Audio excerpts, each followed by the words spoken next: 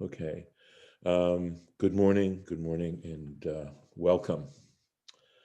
And we'll make the bracha, and then we're going to get into a quick discussion. Baruch atah Adonai Eloheinu melech haolam asher kitshanu b'mitzvotav v'tzivanu la'asok b'divrei Torah. Amen.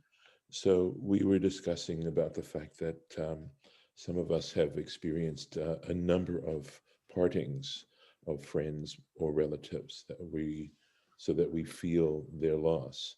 And I wanted to share a theory that occurred to me. Actually, I was still in St. Louis when this occurred to me, which is when we dream, we believe we're in reality. And also that the more intense the dream, the more we feel this is reality that we're experiencing. And then we wake up into a different reality.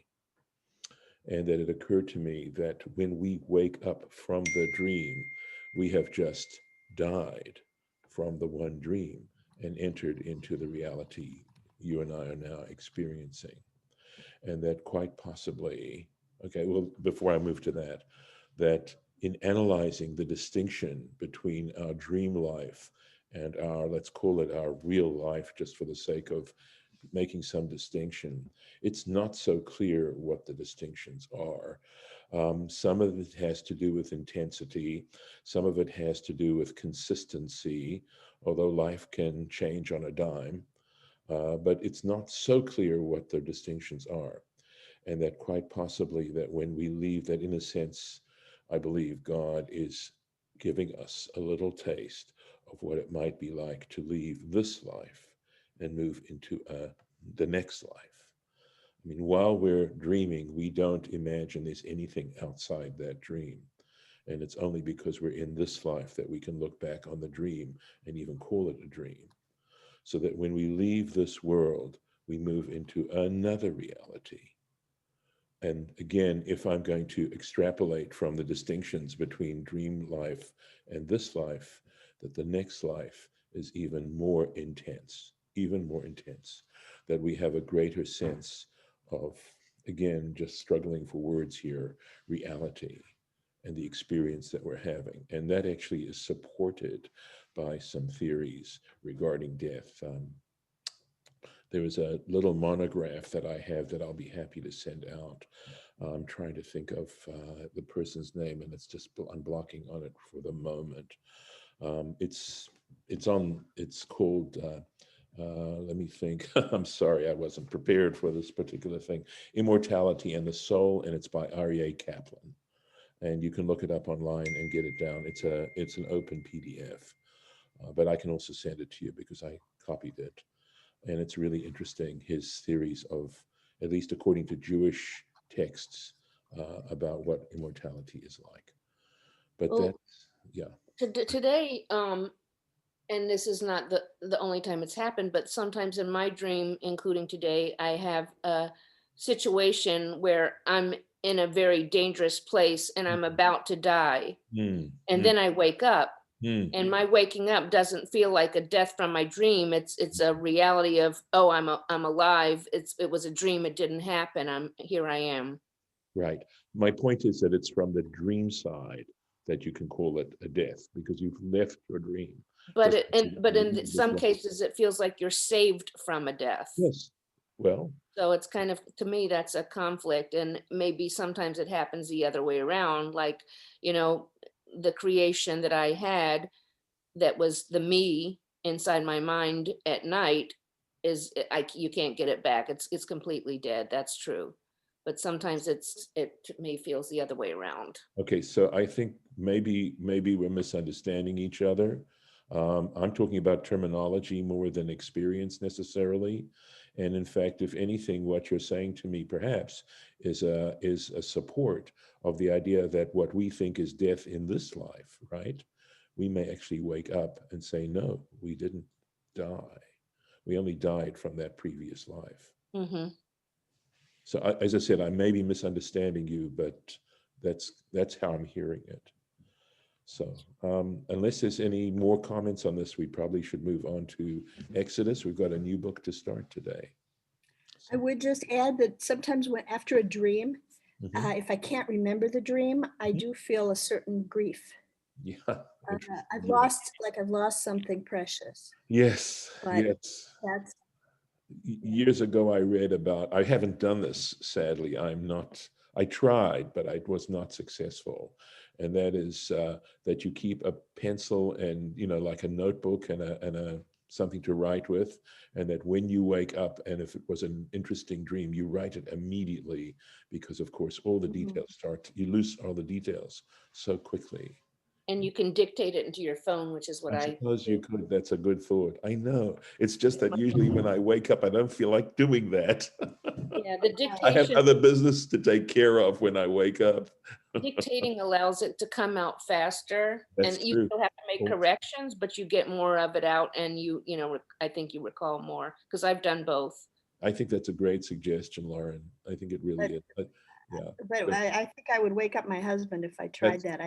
And Oh, I yeah, can't turn on the light, so I end up writing in the dark. And the next morning, I'm lucky if I haven't written a line upon line upon lines yeah. in my notebook. well, again, if you use your phone to type, you have a little bit of light there, Mm. and you can see Oh, what you you're typing. type. I see. You don't talk it in. You type it into your Well, phone. I talk it in because I'm usually waking up alone, but yeah, I you see. can do Okay. that. Okay. Good idea. So, or else you can just quickly go into the next room. But I have some things I have to do when I wake up, including wash my hands. So, anyway, let's go into our screen share and take a look at some stuff. So, here we are, new book. Ve'ele, interesting, right? And these, Shmot b'nei Israel, Shmot. This is a construct state of the noun, the names of b'nei Israel, the children of Israel. And here Israel refers to Yaakov, Haba'im Mitzrayma, who came to Egypt, et Yaakov with Jacob. Ish uveto ba'u, a man and his household came. Rashi, ve'ele shmot b'nei Israel.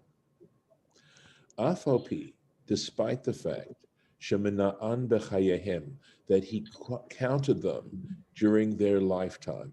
So in the previous parsha, or in one of the immediately previous parshiot, we read about how Jacob went down to Egypt and all the families that went, and they count out the 70 souls, because we read about each one of Jacob's sons and then their children, etc., and then you count it all up and you get to 70. So the point is, it's been mentioned already. So he says, even though he counted them literally, b'chayehen, in their lifetime, bishmotam, by their names, chazar umena'an b'mitatan, he returned and counted them when they were dead, in their death. So why? That's the question Rashi's asking. Why the need to repeat? I mean, it's not like new knowledge. It's not like we're learning something new here. This already has been mentioned. And remember, this is the words that we're reading when it says he, it's referring to God, right? Because the tradition is that God dictated the Torah to Moses, and Moses was the secretary and wrote down these words directly from the divine. And I think we need to sort of be able to understand this in a grander context than the basic literal meaning of these words. There are lots of complicated things and complicated questions that you could ask, but I don't have a problem with this, sort of understanding it as more metaphorically and then trying to extrapolate reality from that. At any rate, the point is it's referring, as it were, to God writing the Torah. And so the question is, why would God want to repeat this? And here we go. Lahodia, to make known, to inform us, chibatan, how much he loves them. So in other words, sometimes if you just look at the surface meaning, right, the denotation may not be helpful. But if you try to understand beyond denotation connotation, you might discover some treasures. And this is this is the sort of thing that how this was such a loving act of counting them again. Shenim shalo, because they are compared to la kochavim, to the stars, shemotzian umachnisan, which he takes out and brings back in, bamispar, by number. In other words, God is conscious of each and every one of them, uvishmotam, and by their names. So how does Rashi say this? Shinemar, there is a proof text. Yeshayahu Mem, Isaiah 40, chapter 40 in Isaiah. And here's what Isaiah says. Hamotzi bemispar tzva'am, who brings out by number their host. And then not only that, lechulam, to each of them, to all of them, b'shem yikra, he calls by name. So in other words, this is what we call hashgacha pratit, right? You can believe in God. You may well believe in a transcendent divine being. The question is, to what degree is that this transcendent divine being conscious of each and every one of us?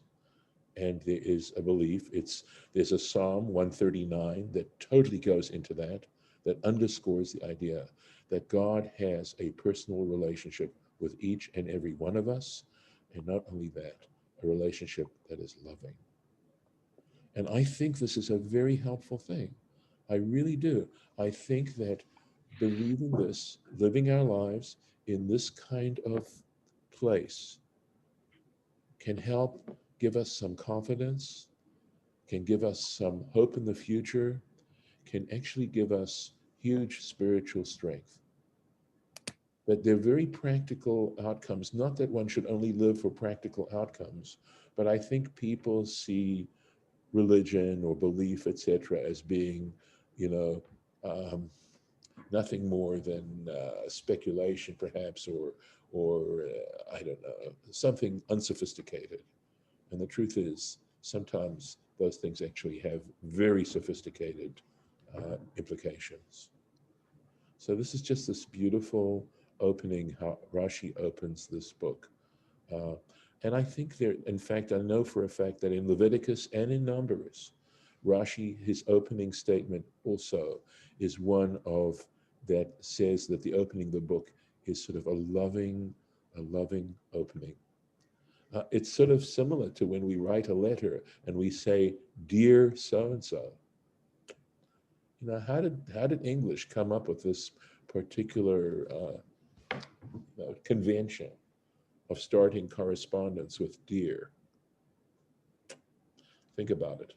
Maybe it comes from French. Don't the French do that too? I believe so. I wasn't suggesting that it was only in English, but there's that convention that is not simply that there may be a human convention that when you engage in communicating with someone, especially in writing, I mean, there may be a lot to this if you try to uncover the surface. That because we know that when you write something to someone, it comes across a lot harder, right, than just simply speaking. That the spoken word is, I'm just trying to find the right adjective, is softer than when you write something down, because there's a tendency to interpret writing in a much, I don't want to say necessarily harsher, but that might be the right word, than the Unless spoken word. well, when it's written in one's own handwriting, I think that softens it. But most Yes, of what we see is written I on agree. a screen, typewritten. It's Yes, right, it's harsher. It's colder. right. I have commentary. Please. Great. And this is a commentary. I don't need an answer to it, so I thought I'd just clarify that. From my experience with God having a personal relationship with all of us, and this is what I visualize when I say the Shema, is that it's up to me and every individual to witness this, as the Ayin and the Dalit say, and also to be open and to pay attention and to really be receptive to this, because for me, I don't believe that it is initiated by God, or yet I do know inside of myself that there are infinite possibilities of ways to interpret the Yud He Vav He. So the thing I'm connecting with is that it really is up to me to open up to that loving kindness that I know is there. Thank you. Okay. Thank you. Thank you. I'm going to go on. Reuven, so here we go. Reuven, Reuben, Shimon, Levi, Yehuda, right? Leah's first 4 children, Reuven, Shimon, Levi, and Judah. Yisachar, Zvulun, Uvinyamin, and these are her, I believe, her last 2 children, Yisachar and Zvulun. And Benjamin, we know, is Rachel's son. Dan v'Naftali, that's Bilhah's 2 children. Gad v'Asher, and I believe those Zilpah's 2 children. So that's how they're ordered here. Vayhi kol nefesh yotzei yerech Yaakov, and the number of souls that came out of Jacob's loins, Shiv'im nafesh, 70. The Yosef hayav v'Mitzrayim, but Joseph was in Egypt, and Joseph was in Egypt. So again, did we know that Joseph was in Egypt? Is this new information to you? You had no idea about this unless the book had mentioned it to you? Of course we know it. Of course we know. That's a big story at the end of Genesis. The Yosef hayav b'Mitzrayim. V'halo hu uvanav hayu bichlal shivim. But the 70 were included. In other words, Joseph and his 2 children were included in the count of 70. Uma ba lelamdenu. So what is this coming to teach us? Wouldn't we have figured this out, that he was in Egypt? Ella, but again, Lord hodiacha tzidkato shel Yosef. But what the scriptural text is coming to teach you is something in addition, that is how righteous Joseph was. Hu Yosef, this is the same Joseph, Haro'eh et tzon aviv, who shepherded his father's sheep, humble past occupation. Hu Yosef, it's the same Joseph, Shahaya b'Mitzrayim, who was in Egypt, v'nesa melech, and became the king, v'omed b'tzidkato, and remained in his righteousness. This is sort of a little suggestion, right? Power corrupts, absolute power corrupts absolutely. And so we want to know. So in a sense, we're reading this verse as saying that, let's get into here, even though Joseph was in Egypt, he was one of the 70 righteous people who came down in Jacob's family. And despite the fact that he was in Egypt, and despite the fact that he was so powerful, he remained in his righteousness, in his integrity. He retained his integrity. Vayamot Yosef v'chol echav, Joseph died, and all his brothers, v'chol hador, and the entire generation, hahu, that entire generation. Uvnei Yisrael, I think there's no Rashi on this. I will check. There's none. Okay, there is some Torah Tamima, and if you like, maybe you need to let me know if you enjoy the Torah Tamima, and I'm happy to do that. Uvnei Yisrael paru, the children of Israel were fruitful. V'yishritzu, and they swarmed. Vayirbu, and they multiplied. V'ya'atzmu, and they became mighty. V'ma'od ma'od, very, very much. V'timalei ha'aretz otam, and the earth was filled with them. So that's the end of that paragraph. Let me look at this here. There's a Rashi. Oh, Yeshritzu, there it is. Shehayu yoldot shisha bekeres echad, that they had multiple births. They birthed 6 in one womb. That they had these. That's how they swarmed. There were 6 when they gave birth. The women were giving birth to sextuplets. So, as I said, there's some interesting Torah tmimas here. Okay, let's look at this. Let's see if we can do this. Yosef v'chol echav, Joseph and all his brothers. So, of course, why Joseph and all his before? Why is he mentioned singly? Amar Rabbi Chama bar Rabbi Chanina, said Rabbi Chama, the son of Rabbi Chanina, Mipnei ma met Yosef kodem la'achav. Why did Joseph die before his brothers? Because that's the sort of carefully looking at this verse, that would seem to be the implication. Mipnei she hinhig, so hard to read here that I wrote that in, because he acted atzmo himself by rabbanut. He acted with sort of greater authority. He would tell people what to do, etc., etc., etc. So that's rabbanut. In other words, he sort of lorded it over people. Doesn't mean he wasn't righteous. It just meant he sort of acted to the fullest extent of his authority. So Piresh Rashi explains, Shemet Yosef Kodem le'achav. This is quite possibly the Rashi on the Gemara in Brachot. Prior to his brothers, Dichtiv Vayamot Yosef v'chol echav. This is the quotation, right? Joseph died and all his brothers. Adkan l'shono. That's the end of the quote. V'nir'eh, and it appears, the afal pi, the yesh lomar, the hapasuk mesaper stam shemet Yosef. One could say that even though the verse only speaks in general, it's only saying making a general statement. Shemet Yosef v'chol echav. Joseph and all his brothers died. It didn't intend to say that, it wasn't intending to say that he died before they did. Ach ha'inyan hu de'im lo ashmeinan hakatuv kavana miyuchedet belashon zeh.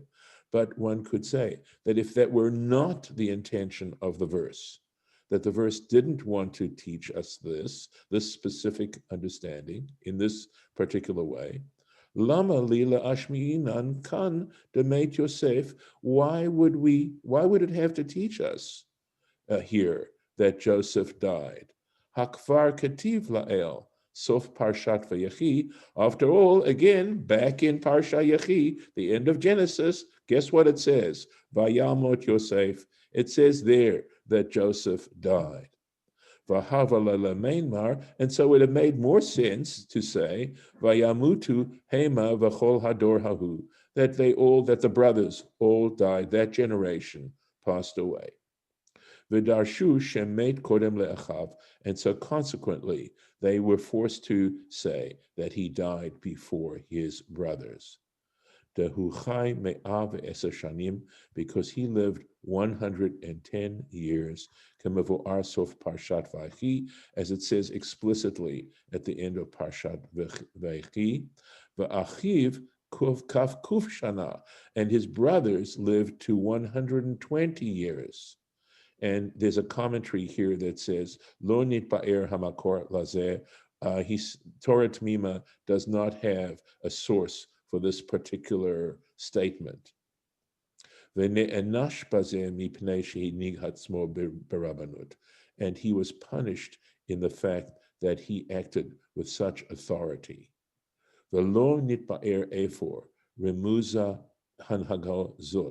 And it's not clarified, it's not clarified, however, where this is suggested. Aval bePirkei de Rabbi Eliezer. So there's this midrash called Pirkei de Rabbi Eliezer. It's a pretty extensive midrash And he gives you the reference, Perif Kaftet and chapter 29. Mevu'ar, it states, Delachin ne'enash behit katzrut hachayim, that he was punished by his days being shortened, eser shanim, 10 years, mipnei sheshama me'echav eser pa'amim, because he heard from his brothers 10 times, she'amru lo, that they said to him, Al Yaakov Avdacha Avinu velo amar lehem midi. Because when they came to him to begin with and they didn't recognize him, they said there were 10 places where they referred to Jacob as Jacob, your servant, our father. And he didn't respond at all. He didn't say anything. In other words, he was not fulfilling the commandment of honor your father and your mother, in this case, your father. Well, there's a problem with this, because in the Torah itself, it only mentions it 5 times, Ma'amar Zeh, this statement. And then he goes through the various places here, 1 time at the end of Parsha Miketz, 4 times at the beginning of Vayigash. Ahu shama chamesh pa'amim mehem. So, but he heard them say it 5 times. V'chamesh pa'amim mehamelitz shebenehem. Wow. Right. He heard it 5 times from the translator. Remember, he understood Hebrew, but remember, it mentions there was a translator between them. So 5 times he heard it directly from his brother, and 5 times he heard the translator say exactly the same thing. Okay. Wow. V'tzarich lomar, and one has to say, actually, I'm noticing it's 7:57. I'm going to stop here. So you can let me know if you like this, or if I need to just focus on the Rashi and keep moving onwards. That was a good one. It's I so, like it. it's so, okay, let me stop the share. I mean, I was wondering if Joseph died earlier because, God treasured him and So there. nice. And Wanted it's it earlier. interesting, this is just going in the opposite direction. Well, Punishment. listen, I think that's a lovely, lovely explanation. But the implications, right, in whatever point of view you take. I mean, that's certainly a lovely, lovely interpretation. But what this is saying, of course, is that our lives here are very precious. That every day we've got here is an opportunity, right? And if we see our lives as an opportunity of bringing the divine down into the world, and I read a beautiful Malbim that talks about this, that this was the intention, because, there's the question of why did God create human beings? And that God wanted to make something that had the freedom of will to draw the divine presence into the world. And if you look at the whole idea of mitzvot, right? If you really put some traction on the notion of mitzvah, and don't just toss it away as a good deed, but see it as a divine commandment, and that we are capable of performing divine commandments. And when you act on the behalf of someone else, right? Shlucho shel adam kamoto. The messenger of a person is like them, right? When I ask you to do something for me and you go and do it, you are extending my control. You are an extension of me.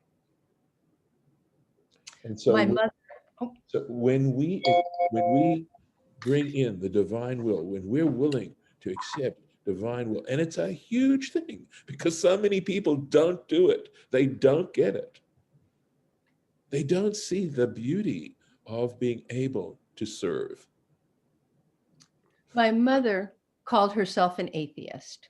And she impressed on me so very much of who I am. Mhm. And I think just because she didn't say the word God, Yes. it didn't mean that she did not transmit that to me. And that what she was modeling for me is there is this life, and this is what you live in a ethical, holy manner, because for her, there was nothing else. And this is where you do the mitzvot, but it's not for any reward, but you do it because that is where we're living now. And it's up to us now to make things that holy spark. Yes. I No, think in general, in the Torah, life is a reward, death is a punishment. mhm. Mhm. Right. Death is a cleansing, by the way, also. It actually, the idea is that death cleanses for 99.9% of whatever transgressions you perform in this world. So maybe I gave you too high a percentage. Maybe I should just say 90%. But it does atone for pretty much everything. I don't want to wait till I die to No, atone. of course. Well, none of us do. I mean, at least I hope none of us do. Right.